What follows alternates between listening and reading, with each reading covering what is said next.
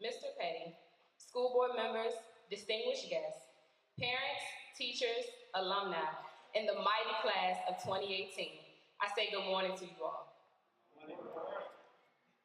I have to tell the story before I start. I'm going to put Trey Brown on the spot in the class of 2018. They always say, be careful what you wish for. And it was a week before my graduation that I just said to myself, it would be a dream come true to one day, once I graduate school and get established in my career, that I could come back to my alma mater and give the commencement ceremony speech. So the day before my graduation, I get a Snapchat message from Trey. So I said, what could Trey possibly have to say? So it was the most professional, when I say professional Snapchat message that I've ever received in my life. He said, hi Jessica, it's Trey Brown, the senior class president of Charles City High School class of 2018, and we have a question to ask you. So I dropped my phone. I said, he's about to ask me to speak, he's about to ask me to speak, he's about to ask me to speak. So I picked the phone up, I said, yeah Trey, what's going on?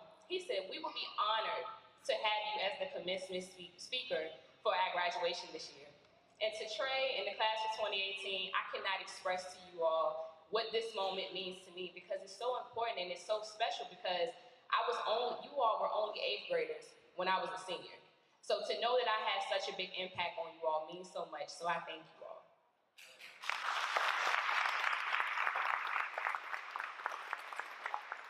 I'm not going to be before you all long, because I know that I am what stands in between the most important part of this day, and that's walking across the stage.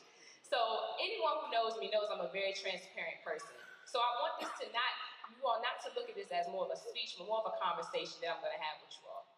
So the title of this conversation today is #What Will Be Your Legacy?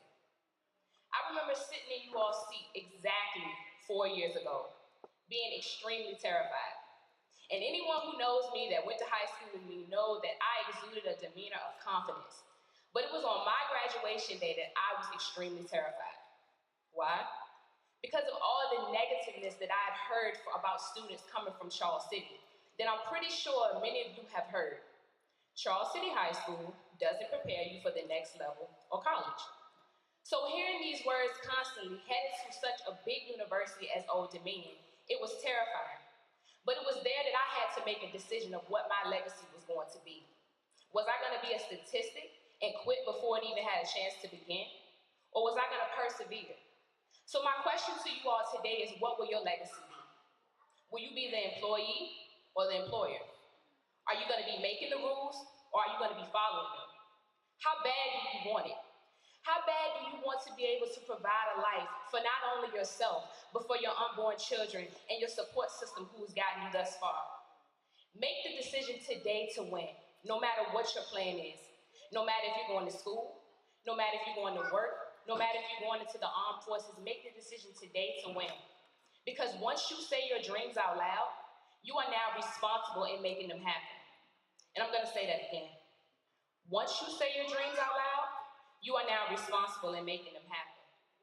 The most special part of today is that you're going to find so many people that are going to tell you, I know how it feels. I know what you're going through. I know where you come from.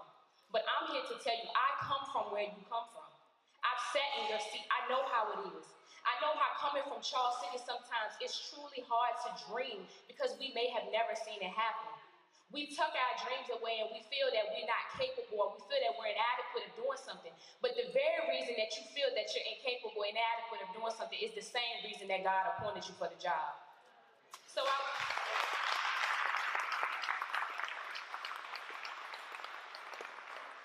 you all were created to have big dreams, because big dreams become a reality. And as you write your dreams down, they become a plan with action.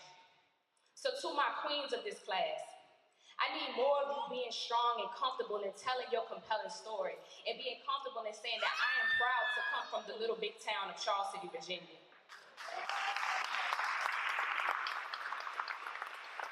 We need more of you creating non-for-profit and profit organizations for young women to look up to in the community.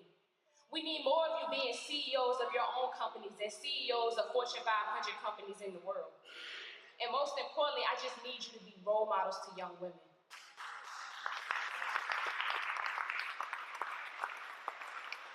To my kings of this class, I need more of you breaking the barrier of public speaking coming from Charles City. I need more of you owning your own businesses and being role models to young men so that when we go down to the elementary school and we ask them, who is a young man that you look up to, and they can say without hesitation, I look up to Trey Brown, I look up to Marcus Jones, I look up to Darian Tyler, and neither of you are their big brother or their big cousin.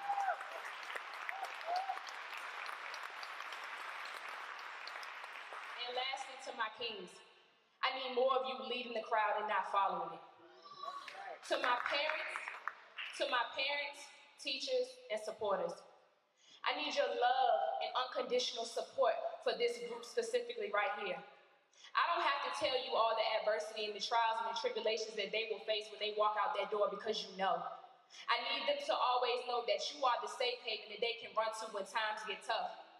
I will never forget this moment. I can't explain to you what it means for them to look out into the stands today and being there for them on their special day. I will never forget on my graduation day, May 5th, I was walking into the arena and my best friend was in front of me and she started to cry. So I called myself trying to console her. So I'm walking and I'm trying to breathe, trying to get it together. And I could hear the screams, I could hear the noise. And all I kept saying to myself was, when am I gonna see my parents? How am I gonna see them? All these people, I'm not gonna see them. And when I walked into the arena, my brother had my mom and dad standing right there, to the point where I could have looked up and touched them and grabbed them. And y'all know what I did. My mom said, stop crying. I said, I can't help it. But it was in that moment that even to this day, I can't express to them what it meant for me, for them to be the first face that I saw. And that's what they're seeing on today. So I ask you all, no matter how hard it gets, continue to have that unconditional love and support for this group right here. And as I close with you all today, I want you all to understand that what you've been taught is all that you know. But what you've been taught is not all that there is to know. Aspire to want to know more in life, because the more you know, the further you will go and grow.